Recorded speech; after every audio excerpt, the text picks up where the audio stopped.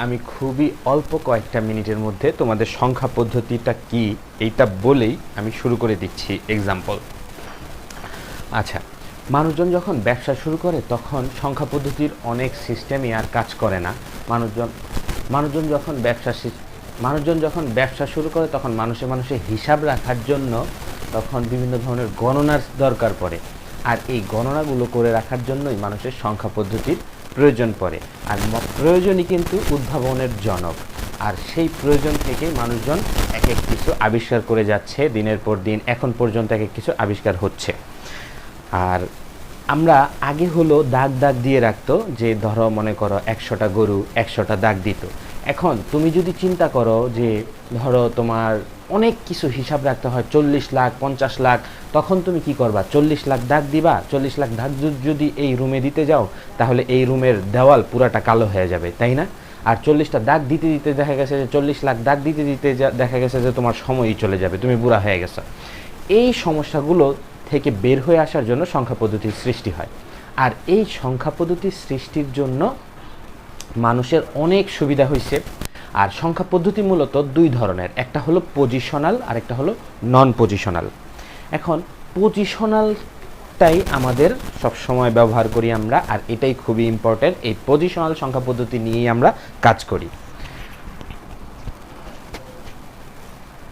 Positional সংখ্যা পদ্ধতি হলো এই পজিশনের কারণে তার পাওয়ারটা বেশি কম হয়। ধরো আজকে মনে করো একটা মহিলা মানুষকে, সামান্য একটা মহিলা মানুষকে নিয়ে আসছে এখানে, আর আরেকটা মহিলা মানুষকে নিয়ে আসছে যার নাম হলো শেখ হাসিনা, হ্যাঁ, আমাদের দেশের প্রধানমন্ত্রী। তাহলে দুইজনের দাম কি সেম হবে? প্রধানমন্ত্রীর পজিশনটার কারণে শেখ হাসিনার দাম এত বেশি।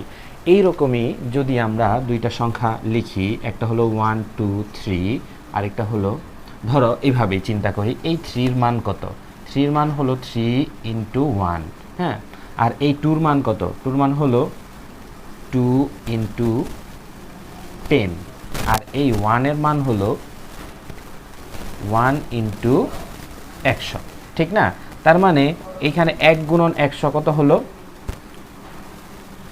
1 × 100 মানে 100 যোগ, আর 2 × 10 মানে কত হলো?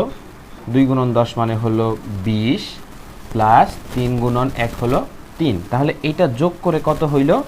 তার মানে এই 1-এর মূল্য হলো 100-র সমান, এই 2-এর মূল্য হলো 20-এর সমান, এই 3-এর মূল্য হলো 3-এর সমান। এই 3টা যোগ করে হয় 123, তাই না? আচ্ছা, এখন দেখো এটা যদি 23 হয় তাহলে এই জিনিসটা খেয়াল করো। এখানে আমি আরেকটা জিনিস লিখি, 3 2 1। তাহলে এই 1-এর মূল্য কত? 1 × 1। এই 2-এর মূল্য কত? 2 × 10। আর এই 3-এর মূল্য কত? 3 × 100, তাই না? এই 3-এর এখানে কত হবে? 300, প্লাস 2 আর 10 গুণ করলে হয় 20, প্লাস 1 আর 1 গুণ করলে হয় 1। তাহলে কত হয়? 321, তাই না? তাহলে এই 3-এর মূল্য আর এই 3-এর মূল্য কি এক হবে? দুইটা কিন্তু সেম সংখ্যা, দুইটা কিন্তু একেবারেই সেম সংখ্যা, কিন্তু এদের পজিশনের কারণে এরা ভিন্ন ভিন্ন মান পাইছে। এইখান থেকে পজিশনটা কেমন? বা আমরা তো ডান দিক থেকে গণি একক, দশক, শতক। এখানে শতকের ঘরে ওর পজিশন, আর এইখানে এই 3টা পজিশন হলো এককের ঘরে, শুধুমাত্র একক। এর জন্য এটার পজিশন এককের সাথে 1 গুণ, ঠিক না? আচ্ছা, এইখানে একক, দশক, শতক, এই যে একক, দশক, এই যে শতক। তার মানে এবার তোমরা পজিশনের গুরুত্বটা বুঝতে পারছো? আচ্ছা, আমি আরেকটা জিনিস, অ্যাডভান্স জিনিস, আচ্ছা এটা বুঝাই দিই, অ্যাডভান্স না। ধরো এই যে এইটা ব্যাপারটা আসছে কিভাবে? ধরো এই 1-এর সাথে 1 গুণন 10-এর পাওয়ার 0, হ্যাঁ। আর এই 2-এর সাথে আসছে হলো 2 গুণন 10-এর পাওয়ার 1, হ্যাঁ। এই 3টা আসছে কিভাবে? এই 3 গুণন 10-এর পাওয়ার 2। তাহলে 10 স্কোয়ার মানে কি? এটা মানে কত? 300, তাই না? আর 10 গুণন 10-এর পাওয়ার 1 মানে কি? 10-এ 10, 10 গুণন 2 কত? 20। আর এখানে কোনো কিছুর পাওয়ার 0 মানে কি? 1। তার মানে 10-এর পাওয়ার 0 মানে কি? 1। 1 × 1 মানে কি? 1। তাহলে আমি আশা করতেছি এইবার তোমাদের সংখ্যা পদ্ধতির যে পজিশনগুলা এইটা একেবারে ক্লিয়ার। ওকে। এখন তোমরা একটা জিনিস খেয়াল করো, আমি তোমাদেরকে বুঝাই। ধরো এই যে পজিশনাল সংখ্যা পদ্ধতি কয় ধরনের আছে, এইটা আমি তোমাদেরকে জিজ্ঞেস করলাম। পজিশনাল সংখ্যা পদ্ধতি হলো 4 ধরনের।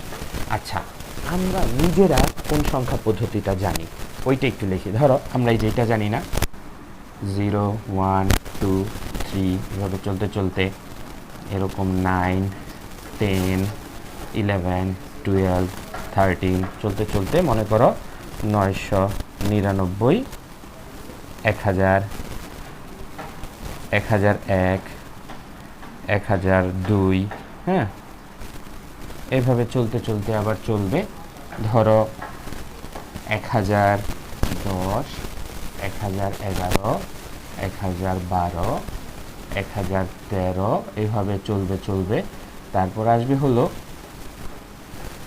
1100, তারপর আসবে 1101 1100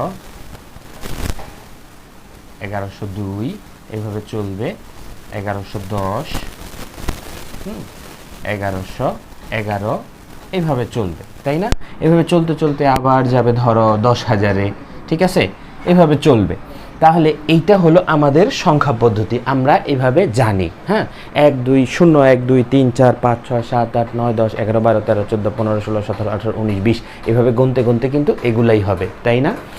এই যে এই জিনিসটা থেকে 4টা সংখ্যা পদ্ধতি বের করা যায়, একেবারেই সহজ। এই জিনিসটা থেকে 4টা সংখ্যা পদ্ধতি বের করা যায়। এটা হলো একটা, যে আমাদের 4টা পজিশনাল সংখ্যা পদ্ধতি, ওইটা খুব সহজভাবে মনে রাখো। আমি আগে নামগুলো লিখে দিই।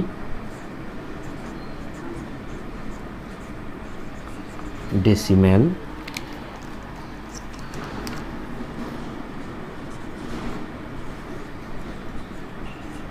বাইনারি, অক্টাল,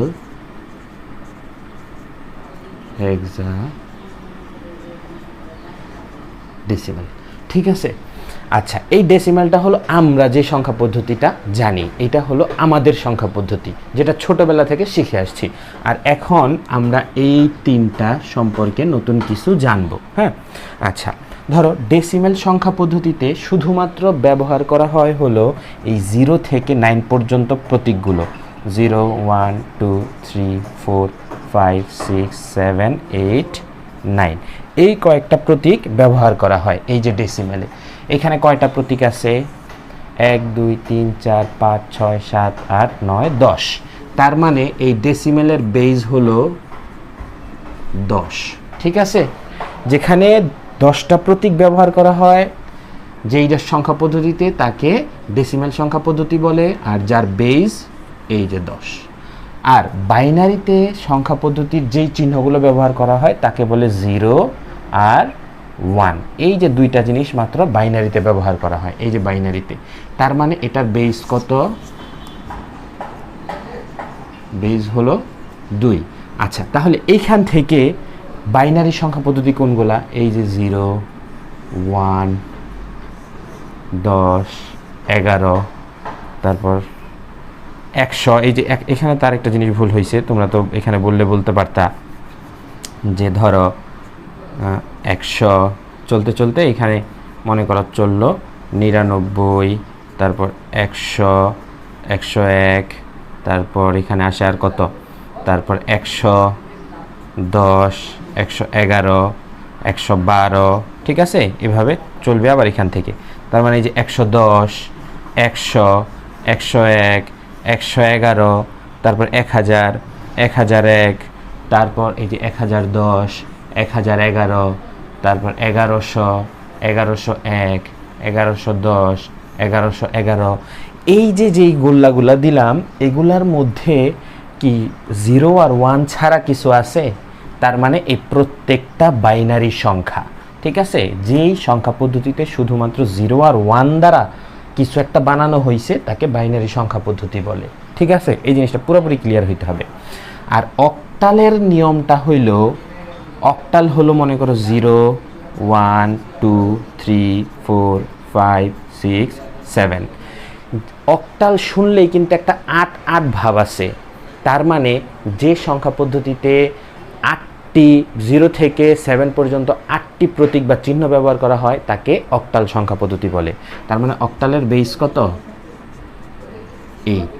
এখন তোমরা মনে করতে পারো যে অক্টাল তো স্যার তো বলছে 8 8 ভাব আসে, তার মানে 0 থেকে 8 পর্যন্ত না, 0 থেকে 8 পর্যন্ত হয়ে গেলে তো 9টা হয়ে যায়, কিন্তু অক্টালে হলো 0 থেকে 7 পর্যন্ত, 0 থেকে 7 পর্যন্ত 8টা সংখ্যা ব্যবহার করা হয়, এর জন্য অক্টালের বেস 8। ধরো এইরকম হইতে পারে 0 1 2 3 4 5 6 7, তারপরের সংখ্যাটা কি হবে অক্টালে? 10 11 12 13 14 15 16 17, তারপরে কি হবে 20 21 22 23 24, মানে ওর যে প্রতীকগুলা নাই ওগুলা ইউজ করতে পারবে না, যেমন 8 আর 9 ওদের প্রতীক নাই, এগুলো ইউজ করতে পারবে না।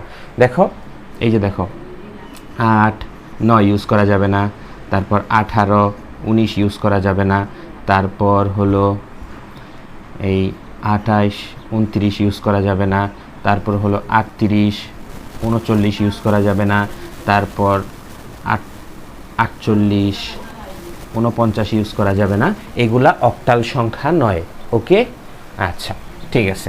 এইবার দেখো হেক্সাডেসিমেলের ক্ষেত্রে আমি একটু বলি তোমাদের। হেক্সাডেসিমেলে হলো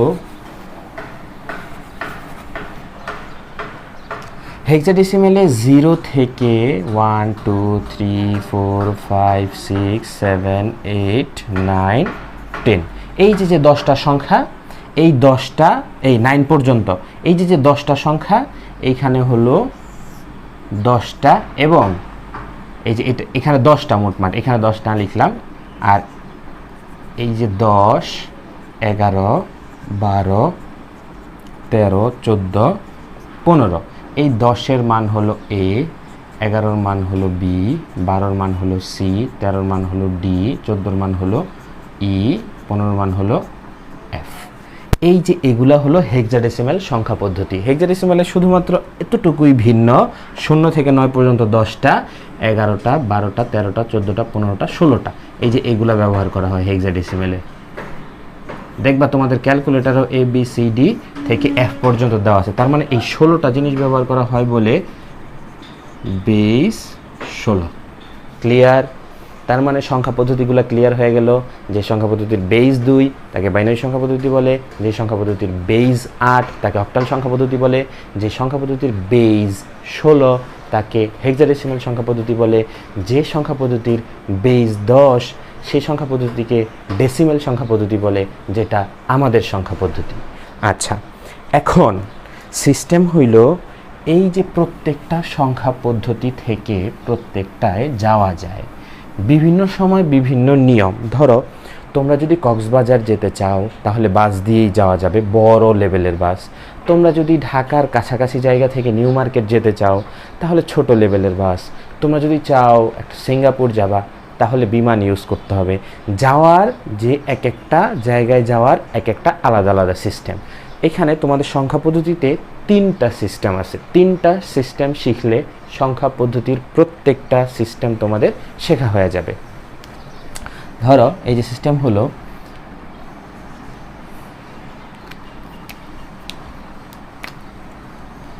এই দশমিক থেকে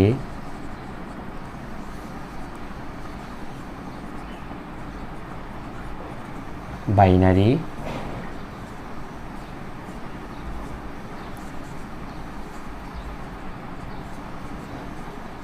অক্টাল,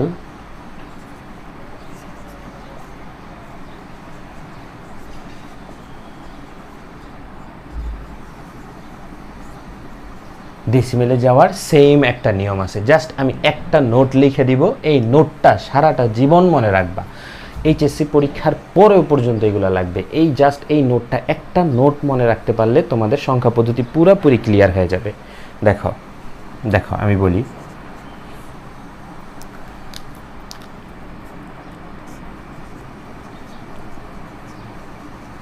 দশমিক থেকে বাইনারি, অক্টাল বা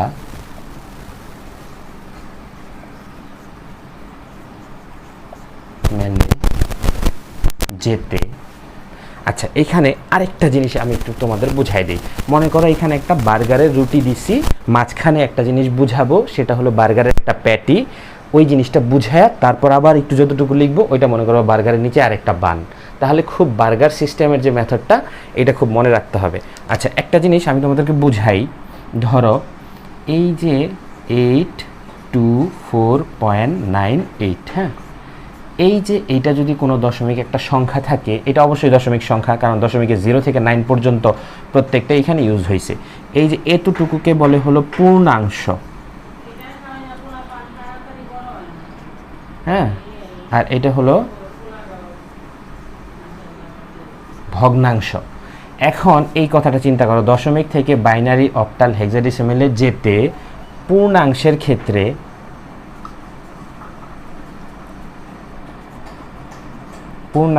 ক্ষেত্রে যেই সংখ্যা পদ্ধতিতে যাব, যেই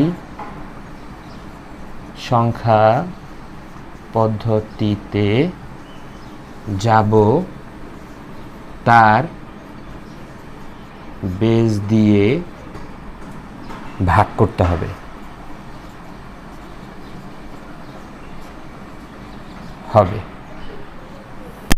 করে ভাগফলটার ভাগশেষটা লিখতে হবে, ভাগ করতে হবে। ভাগ করে এভাবে বলতে পারো যে বেজ দিয়ে ভাগ করে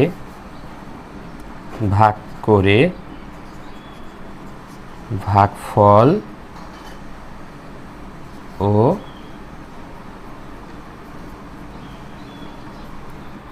ভাগশেষ লিখে যেতে হবে। আর ভগ্নাংশের ক্ষেত্রে কি, ভগ্নাংশের ক্ষেত্রে ওই বেজ, এটা ইংলিশে বলি, বেজ দ্বারা গুণ করে যেতে হবে। এই জিনিসটা যদি ক্লিয়ার থাকে, এই কথাটা যদি মনে থাকে, তাহলে তোমাদের এই সংখ্যা পদ্ধতিটা টোটালি কমপ্লিট হয়ে যাবে। ঠিক আছে, এতটুকু জিনিস খুবই ইম্পর্ট্যান্ট।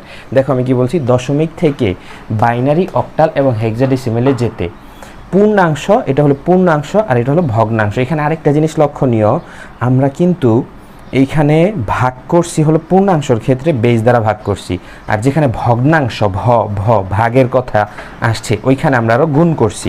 এই যে পূর্ণাংশের ক্ষেত্রে যেই সংখ্যা পদ্ধতিতে যাব তার বেজ দিয়ে ভাগ করে ভাগফল ও ভাগশেষ লিখে যেতে হবে। আর ভগ্নাংশের ক্ষেত্রে ওই বেজ দ্বারা গুণ করে যেতে হবে। দেখো এইটার একটা রিয়েল উদাহরণ আমি দিচ্ছি তোমাদের। ধরো মনে করো এখানেই লিখি, এটা আচ্ছা দশমিক থেকে বাইনারি, অক্টাল, হেক্সাডেসিমেল, এই জিনিসটা আমি তোমাদের একটু ব্যাখ্যা করে দিই এটা কি বলছে। তোমরা ভিডিওটা দেখার সময় পজ করে এটা লিখে নিও। এখন আমার কথাটা শোনো। ধরো এখানে একটা এটাই দিলাম 824.98, এইটা আছে দশমিকে, যেতে হবে হলো বাইনারিতে, অক্টালে, হেক্সাডেসিমেলে। আচ্ছা, তাহলে আমি প্রথমে পূর্ণাংশ নেই, পূর্ণাংশের ক্ষেত্রে 824। আচ্ছা, পূর্ণাংশের ক্ষেত্রে যদি আমি অনেকদিন পর লিখতেছি তো বাসায় মানে মার্কারগুলো প্রায় শুকায় গেছে।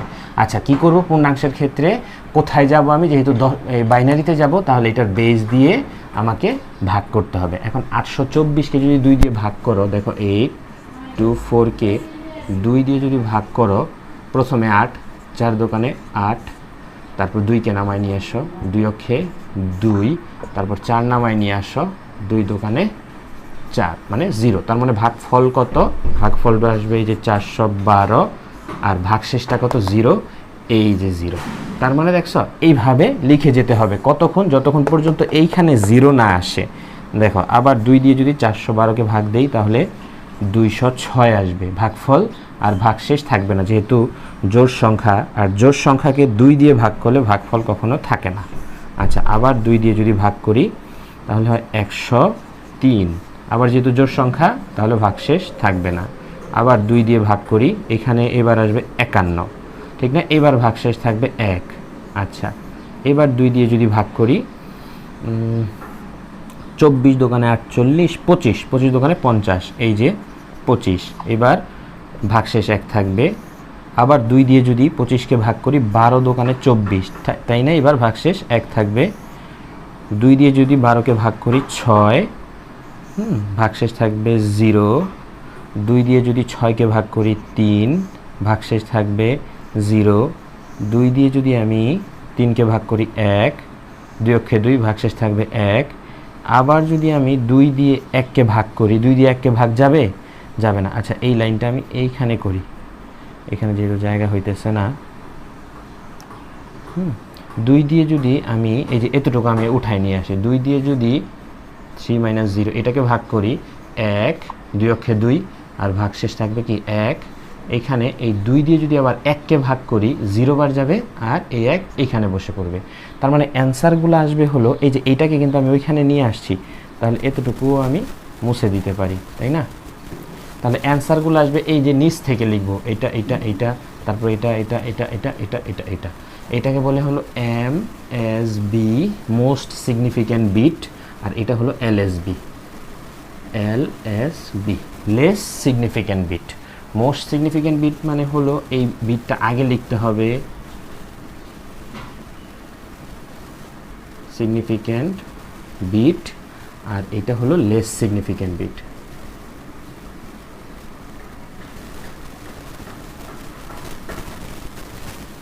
ঠিক আছে? আচ্ছা, এখন একটা জিনিস খেয়াল করো, এখান থেকে আমি যদি লিখতে চাই তাহলে আসবে অ্যান্সারটা এইভাবে 1 1, এই 1 1 0 0 0, এই যে এই পর্যন্ত, তারপর 1 1 1 1 0 0 0 0। তার মানে এই যে 824-এর এই যে এতটুকুর বাইনারি হলো এইটা।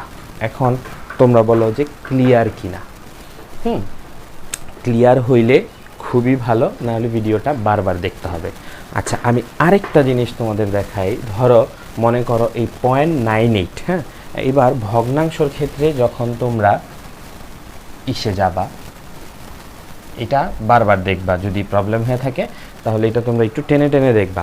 আর ভগ্নাংশর ক্ষেত্রে কি করবা, কি লিখছিলাম আমরা, গুণ করতে হবে। 0.98কে যদি তুমি 2 দিয়ে গুণ করো, আর এই পাশে একটা বাস নিবা, হ্যাঁ, ঠিক আছে, এই পাশে একটা বাস নিবা।